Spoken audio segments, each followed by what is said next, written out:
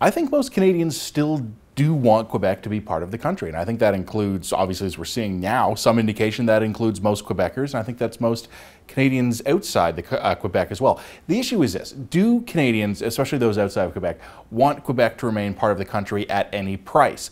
No. I think there would be a lot of frustration about the constant demands for more autonomy, more money, more rights, their own seat at UNESCO. I mean, it's a long list of grievances on both sides of the Quebec-Ontario border, or Quebec maritime border, if you'd like as well. But look, the reality of it is, I think even Quebecers and people in the rest of Canada who may be ambivalent about Quebec's role in the country, they don't really necessarily care emotionally one way or the other, they don't want to go through the cost of a messy divorce. And I think probably that's what we're seeing in Quebec right now.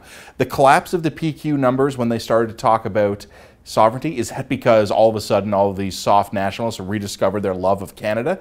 No, I think it's probably because a lot of them are older, they're getting up near retirement age, and they're asking themselves, do we really want to be trying to sell our house to move out to the country in some place in the middle of a long, drawn-out separation campaign or negotiations about Quebec's role in the Federation?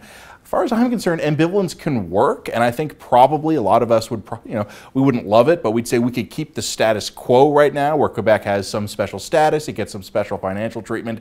That's probably a price worth paying to basically never talk about this again. So long as Quebec political parties stop trying to shake the big Canadian monkey tree, the money tree is what I called it in my column, I think we'd be okay with that. If there's going to be a constant parade of more and more and more grievances, Quebec picking a fight with Ottawa over this, that, or the other thing, Quebec insisting it needs more money, that's where people in the rest of Canada start to get frustrated. What we need is Quebecers themselves to say, you know what?